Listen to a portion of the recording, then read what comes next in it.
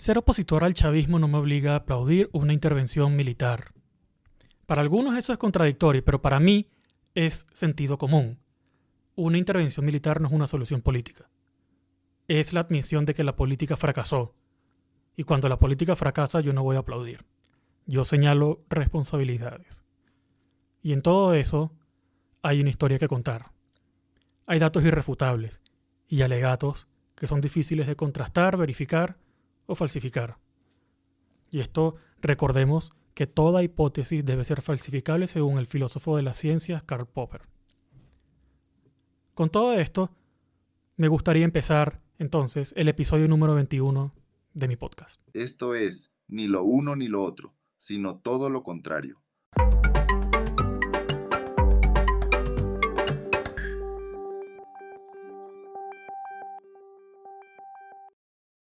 Hoy es 18 de diciembre de 2025 y, bueno, como ya dije, quiero hablar de Venezuela. No es un tema fácil para mí porque exige mantener coherencia entre lo que pienso de la política internacional y lo que pienso de mi propio país. Esto lo digo desde el punto de vista de que teniendo la visión política que he descrito en otros episodios, que es anti-intervencionista y que también, describí brevemente anteriormente, puede ser difícil articular lo que quiero decir de forma coherente. Hoy trataré de hacerlo lo mejor posible. Entonces, al migrar desde Venezuela, quiero decir que he ido cambiando la forma en que entiendo la política internacional, nunca dejando de lado el tema venezolano, que lo entiendo como un gobierno autoritario y corrupto que se ha lanzado a una deriva cada vez más antidemocrática. También debo decir que la oposición tiene sus pecados a los que debe responder, y todo esto nos lleva a una situación cada vez más precaria en la que constantemente perdemos oportunidades de desarrollar las herramientas para darnos una democracia que sea para los venezolanos, es decir, una democracia a la venezolana. Entonces, aquí aparece Estados Unidos no como árbitro moral, sino como un actor geopolítico cuyo relato no termina de cerrar, de cuajar, y que más bien me recuerda el fiasco de las armas de destrucción masiva en Irak. Esto lo digo porque la invasión se está justificando, según Trump, porque hay que erradicar el tráfico ilegal de drogas que llega a Estados Unidos. Hay un solo problema, y es que un 25% de la droga que llega a Estados Unidos llega a través del Caribe. Esto según un informe del New York Times. Mientras que la gran mayoría de las drogas llega por el Océano Pacífico a través de Ecuador, Colombia y México. Y el fentanilo, por supuesto, que es la droga peligrosa, pues no llega a Estados Unidos a través de Venezuela. Venezuela no tiene nada que ver con el fentanilo. Con todo y esto, los ataques se centran en los alrededores del Caribe venezolano y muestran una tendencia muy inquietante. Hay prácticamente un 100% de muertes y no hay capturas. Cuando se hizo un rescate de 2 supuestos narcoterroristas, estos fueron enviados de vuelta a sus países de origen en vez de pasar por un juicio que tenga una fase de investigación. A lo mejor eso sería a exponerse a que la narrativa se caiga. No sé. Además, el secretario del Departamento de Guerra o de Defensa, Pete Hegseth, está bajo la lupa porque supuestamente dio la orden de matar a todos en un momento en que se produjo un ataque a una narcolancha y se apreciaba que habían 2 sobrevivientes. En vez de rescatarlos para obtener mayor información y hacerles un juicio, por ejemplo, y además de evitar una ejecución extrajudicial, se dio la orden de un segundo ataque y así nos quedamos sin información sobre la naturaleza de las personas que van en esas embarcaciones. Lo único que se sabe es, producto de la repetición del mensaje, son narcoterroristas y estaban llevando drogas que son armas químicas de destrucción masivas y fueron salvadas cientos de miles de vidas en Estados Unidos en esta operación. Y ahora, un barco petrolero fue confiscado por Estados Unidos cuando se supone que la operación era antidrogas. Es decir, hay la suposición de que Venezuela se financia con el narco. Entonces, ¿por qué atacar el sector petrolero?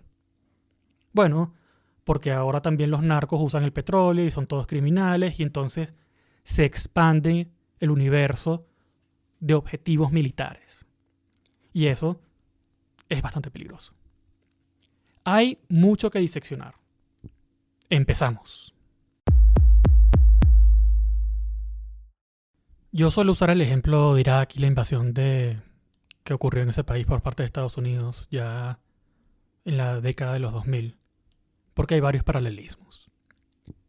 En primer lugar, se puede decir sin miedo a la equivocación que el chavismo y el régimen de Saddam Hussein son y fueron autoritarios con evidentes violaciones a los derechos humanos.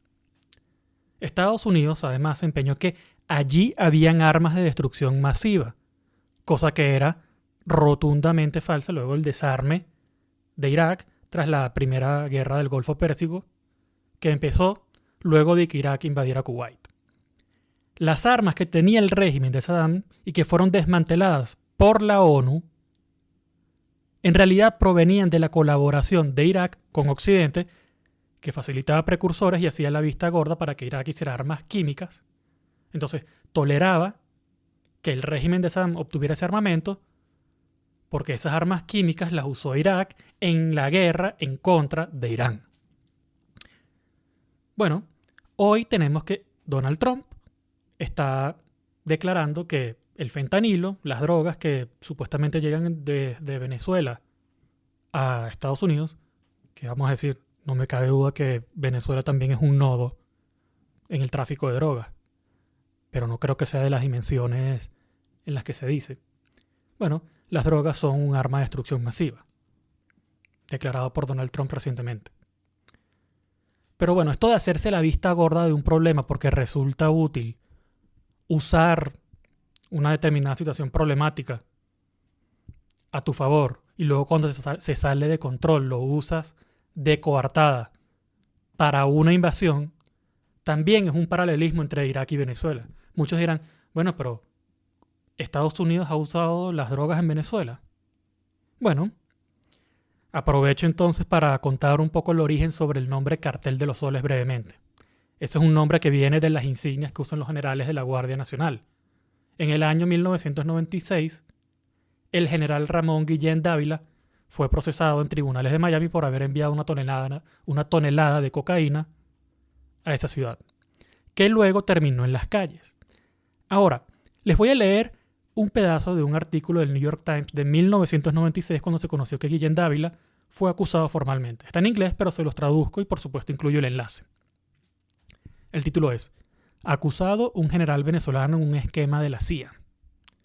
Un gran jurado federal, Federal Grand Jury, ha acusado a un general venezolano que lideró un programa antinarcóticos de la CIA que puso una tonelada de cocaína en las calles de Estados Unidos en 1990, oficiales del gobierno dicen. Después de una investigación que duró más de 5 años, el jurado entregó una acusación sellada esta semana en contra del general Ramón Guillén Dávila, cuentan los oficiales. El general era el jefe de un programa creado por la CIA en la última parte de los 80, en conjunto con la Guardia Nacional Venezolana, que buscaba infiltrar las bandas colombianas que estaban enviando cocaína a Estados Unidos. En 1989, un oficial de la CIA que, tras conocerse el caso, tuvo que renunciar, llamado Mark McFarlane, junto con el jefe de estación de la agencia, Jim Campbell, se reunieron con la agregada de la DEA, la agencia encargada de controlar el asunto de las drogas, Annabelle Grimm, para discutir un cargamento sin controles de cocaína hacia Estados Unidos que la CIA dijo sería importante para conocer mejor a los carteles colombianos. Entonces la DEA se opuso y no quiso saber nada de la operación. Pero McFarlane siguió adelante con la operación junto con Guillén Dávila. Y esta pieza del New York Times sigue aportando detalles de lo acontecido hasta los últimos 2 párrafos que también quiero reseñar. Desde su creación en 1947, la CIA ha sido acusada de hacer alianzas de conveniencia con narcotraficantes en todo el mundo en nombre del anticomunismo. Este año, la agencia está tratando de acallar sospechas surgidas de una serie de artículos del San Jose Mercury News que sugieren que la CIA hizo un pacto con traficantes de cocaína en California para financiar a los contras nicaragüenses en los 80. Otros periódicos como el New York Times, Los Angeles Times y el Washington Post han notado varias debilidades en las acusaciones hechas en el Mercury News. Entonces, vemos que la primera aparición del cartel de los Zonas viene de la mano de la CIA. ¿Qué cosa, no? Y respecto a esta última mención sobre los contras en Nicaragua, el periodista del San Jose Mercury News que publicó esa información, Gary Webb, terminó reivindicado luego de ser sujeto a una campaña de desprestigio. Webb murió por suicidio con 2 disparos en la cabeza, el primero de los cuales le atravesó los cachetes, cosa que ha generado muchísimas teorías conspiranoicas porque, bueno, la gente dice que no, que fue en realidad que lo asesinó la CIA. Muy extraño, pero como dice Nick Shaw, que hace un libro al respecto de este caso, y luego se hizo una película sobre este libro, la película se llama Matar al mensajero, como el libro, detalla que lo que le sucedió a Webb mientras que el editor del LA Times pidió disculpas por el descrédito del periodista, bueno, la CIA, por otro lado, admitió que encubrió el tráfico de drogas de los contras de Nicaragua. Entonces, vemos que Estados Unidos ya tiene un historial de tráfico de drogas en Latinoamérica. Ok, de vuelta al asunto del paralelismo. Ya hemos visto cómo Venezuela e Irak tienen esto en común. Un problema que, si bien no fue iniciado por Estados Unidos, digamos así, fue potenciado y exacerbado por su complicidad, tolerancia o encubrimiento. ¿Existen otros países que formen parte de este club? Bueno, Afganistán sufrió las consecuencias de que Estados Unidos decidiera financiar y entrenar al Mujahideen con Pakistán y Reino Unido, que luego ganó la guerra contra la Unión Soviética y acabó gobernando el país bajo el nombre del Talibán. Y luego Estados Unidos pues también recibió parte de esas consecuencias bajo la yihad global que fue Al-Qaeda, 11 de septiembre de 2001. Los que entrenó a Estados Unidos, Osama Bin Laden. También fueron los Marines de Estados Unidos quienes fueron entrevistados por Geraldo Rivera mientras resguardaban campos de amapola para la producción del opio, también en Afganistán, ya en la década de los 2000 cuando Estados Unidos invade Afganistán. Y así, una buena parte de las guerras de Estados Unidos se han producido porque se acusa al enemigo de hacer lo que las instituciones americanas ya han hecho, sin que se produzcan juicios contra los agentes de sus propias agencias. Solo Guillén Dávila. Bueno, hubo una renuncia en la CIA, pero ¿qué es una renuncia comparado con un juicio? Además, ¿alguien fue apresado por decir aquella mentira de las armas de destrucción masiva que se saldó con la muerte de más de 1 millón de iraquíes? No. Entonces hay incentivos para repetir y repetir y repetir, y lo único que haces es que, bueno, si no consigues las armas, pues te inventas otro objetivo. Ah, no, que ahora tenemos que deponer a Saddam, ahora hay que reconstruir el país para que sea una democracia, y así, hasta que aparece un vacío de poder y aparece el Estado Islámico. Entonces, estas son las cosas que hay que ir pensando cuando empieza el relato.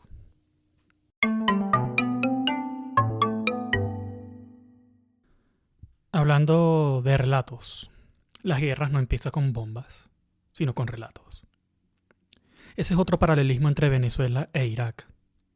Los venezolanos que quieren la intervención militar en Venezuela deberían estar alegres, porque si uno ve la prensa americana, sobre todo la prensa alineada con Donald Trump, uno puede ver que hay funcionarios y comentaristas que están vendiendo activamente la intervención en Venezuela, sobre todo, por ejemplo, en Fox News. Jesse Waters, que es comentarista de esta cadena, ya empezó a decir en septiembre que cada lancha que es atacada es en realidad un arma de destrucción masiva flotante. Vamos a escucharlo.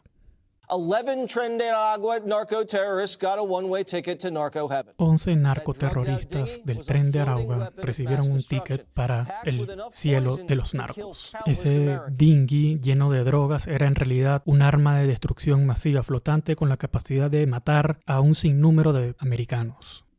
Ahí hay un elemento del discurso sobre Venezuela. Ahora, ¿recuerdan cuando en Irak, sobre Irak, quiero decir, decían que también había nexos con grupos terroristas? Es decir, que Saddam Hussein, un dictador pero secular, pues tenía nexos con los grupos islamistas. Y luego no había nada de ello.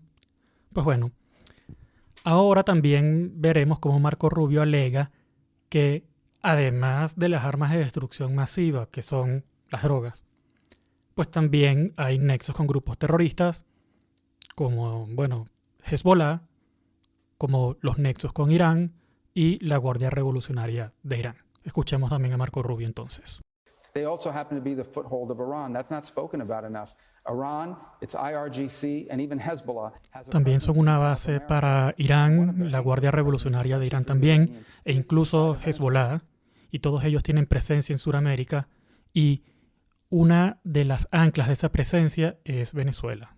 Ok, y ahora escuchemos unos audios del secretario de Defensa por allá en el año 2002, Donald Rumsfeld, que decía que Al-Qaeda estaba en Irak y que estaban recibiendo armas de destrucción masiva y entrenamiento para usarlas. Escuchemos.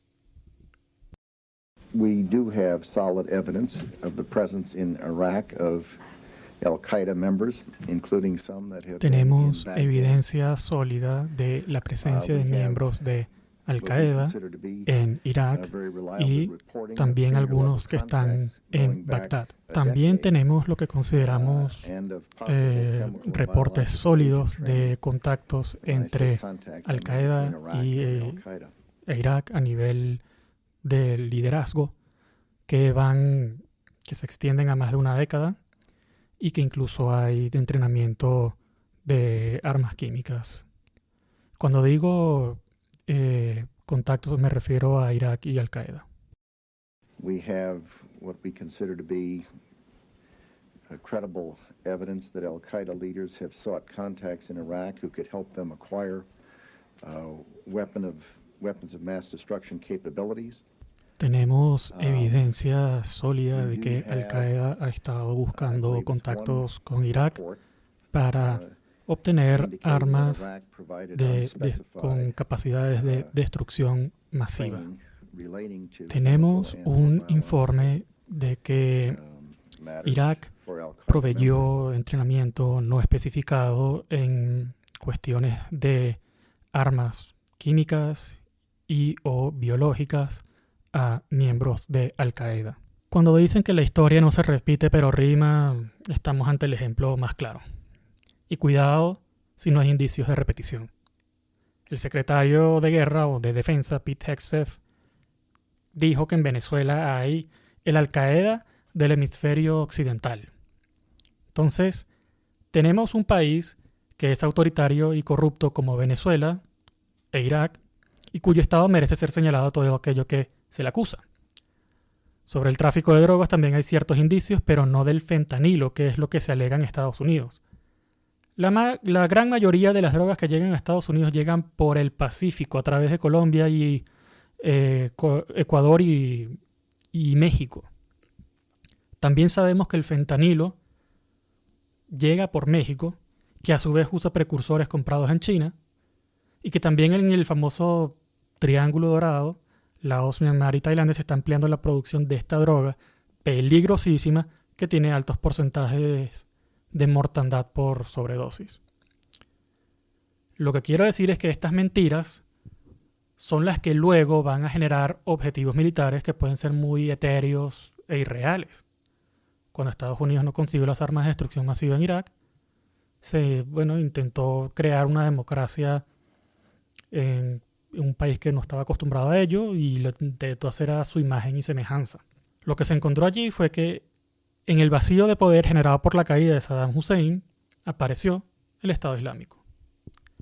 En Libia, tras deponer a Gaddafi, otro que no merece defensa por su historial de autoritarismo y para ustedes contar, pero tras quitarlo del poder y facilitar su asesinato, Estados Unidos, quiero decir, bueno, Libia se convirtió en un estado fallido con CNN reportando sobre mercados de personas para ser vendidas como esclavas. Y todo esto a cielo abierto. Recientemente, Donald Trump anunció la clasificación del fentanilo como arma de destrucción masiva, lo cual será un argumento legal a la hora de que si llega y cuando llegue el momento, declarar la guerra contra Venezuela y hacer una invasión. Adicionalmente, Donald Trump dijo en su red social Truth Social que había la mayor concentración de activos militares en el Caribe y que aquello podía ir a más. La palabra petróleo fue usada 5 veces y en varias ocasiones en el contexto de recuperar el petróleo, que el petróleo se ha devuelto a Estados Unidos, además de hacer también reclamos de tierra, es decir, que Venezuela debe devolverle unas tierras a Estados Unidos. Por lo menos aquí hay algo que no se vio en la guerra de Irak, que es cierta candidez y sinceridad. Por ejemplo, es esa obsesión con el petróleo. El asesor de la Casa Blanca, Stephen Miller, dijo que la nacionalización del petróleo en Venezuela es el mayor robo de la historia de Estados Unidos. Entonces, mira, Estados Unidos no hace las cosas por la libertad ni por amor al arte, por así decirlo. Lo hace porque tiene intereses y esos intereses los va a defender a capa y espada y los va a intentar que se avancen lo más posible. Mientras todo esto sucede, ¿qué hace Nicolás Maduro para proteger y defender a Venezuela? ¿Qué lecciones de estadismo quedarán para la posteridad gracias a Nicolás Maduro?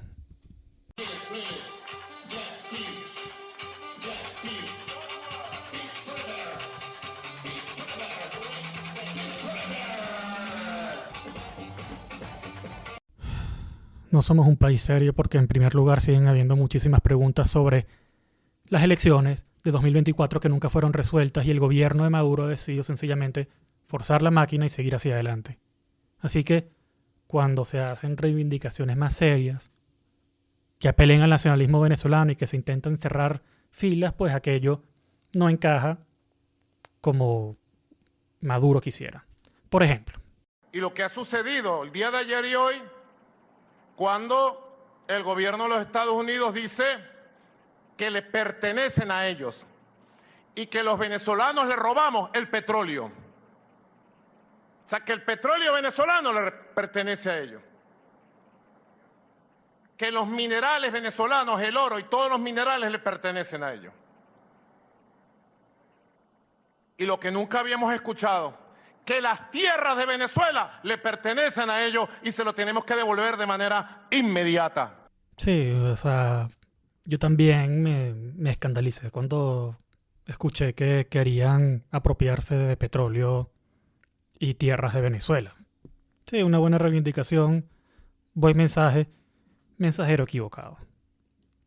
O sea, ¿desde cuándo se cree Estados Unidos dueño de las riquezas venezolanas? Sí, eso me movió una fibra, pero la corrupción y las payasadas de Maduro pues hacen que uno no lo pueda tomar muy en serio. O sea, te amenazan con una invasión y te pones a bailar por ahí y a hablar el inglés tarzaneado ese y a hacer payasadas. Mira, es que no se toma en serio, pues, porque si te están amenazando prácticamente para liquidar el Estado, o sea, y respondes con un baile y con las payasadas esas de la changa del Yes Peace, No War, pues, ¿cómo te van a tomar en serio? Y bueno, lo mismo pasa en este otro audio en el que se reivindica la soberanía nacional para justificar el comercio con quien dé la gana y el agravio de la confiscación del buque petrolero. Y Venezuela seguirá comerciando todos sus productos en el espíritu de la generación de libertadores que se levantó luchando contra la compañía guipuzcoana. Y seguirá el comercio para allá y para acá de nuestro petróleo y de todas nuestras riquezas naturales que por Constitución, por decreto de Bolívar, pertenecen nuestras riquezas y nuestra tierra y nuestro petróleo a su único dueño legítimo por los siglos de los siglos, que es el soberano pueblo de Venezuela, que es el dueño absoluto de las tierras, del subsuelo y de toda su riqueza. Sí, nuevamente, pues, sí, algo con lo que uno ligeramente, bueno, no ligeramente uno está de acuerdo, pero es que el desgaste y la repetición y el saber que, bueno, que la corrupción ha degradado tanto a Venezuela y las payasadas constantes de Maduro que hace que uno no se lo tome en serio porque aparentemente, no sé, él quiere ser un meme o su presencia en redes sociales y medios como que pareciera buscar convertirse en una cuenta de memes. Pues bueno, hace que todo esto pierda credibilidad. Y la verdad es que no le creo a Maduro. Los venezolanos estamos en manos de los peores políticos que hayan podido estar en las actuales circunstancias y para mí son todos unos fracasados porque se han desentendido de la labor de un político. Un político negocia y para negociar hay que entender los agravios del otro. Pero no. Ahora hay un escenario de A3 en los que cada uno tiene una agenda más maximalista que el otro, nadie cede y ahora tenemos la posibilidad real de que Venezuela deje de ser un estado soberano formalmente. Lo que hoy es de facto, es decir, un país con las instituciones prácticamente pulverizadas, ingobernable, y que bueno, que su soberanía de recursos está en manos de otros países, Rusia y China, por ejemplo. Entonces, lo que hoy es de facto podría ser formalizado mediante acuerdos de cesión de todos los recursos de los que dispone el país y que en realidad deberían servir de palanca para que el país sea próspero. Pero no. Ahora lo que vemos es sencillamente la cesión a Estados Unidos de todo lo que le pertenece a Venezuela, o sea, lo valioso, petróleo, porque según el imaginario americano, Venezuela está en el patio trasero de Estados Unidos. Y ahora Donald Trump se ha metido en un asunto en el que la política interna de Estados Unidos requiere que salga de allí con una victoria tangible en la mano. Y nada más tangible que un acuerdo de cesión de recursos naturales, digamos, que de allí salga Venezuela tutelada completamente por Estados Unidos. Lo cierto es que Donald Trump se ha metido en un lugar de donde no se puede salir fácil políticamente. Tras la salida de María Corina Machado del país para recibir el Premio Nobel de la Paz, pareciera que, bueno, ya hay vía libre para que Estados Unidos en cualquier momento declare que invadirá a Venezuela. Y si puedo dejar como registro histórico algunas cosas que todos los políticos involucrados en este asunto son unos fracasados. Pequeños personajes que no merecen formar parte de una tradición política como la que representan sus países, unos políticos que sencillamente no han estado a la altura de las circunstancias que se les ha puesto delante. Y así, con esta descarga y con este pesimismo, pues bueno, desafortunadamente así ha sido el episodio de hoy y así termina el episodio de este podcast de hoy. Si te ha servido para reflexionar, si te gusta lo que escribo en mi newsletter y comento en el podcast, espero que consideres una suscripción en gustavofrancoherrera.substack.com. También te voy a dejar unos enlaces para que verifiques la información que te he dado hoy y también para que puedas apoyarme con una contribución monetaria si es que dispones de medios para ello y te gustaría colaborar. Por favor, dale un like, deja un comentario, comparte y deja un rating de 5 estrellas para que este podcast llegue a más personas. Muchísimas gracias por escuchar y nos escuchamos en la próxima. Un abrazo. Y hasta aquí, ni lo uno ni lo otro, sino todo lo contrario.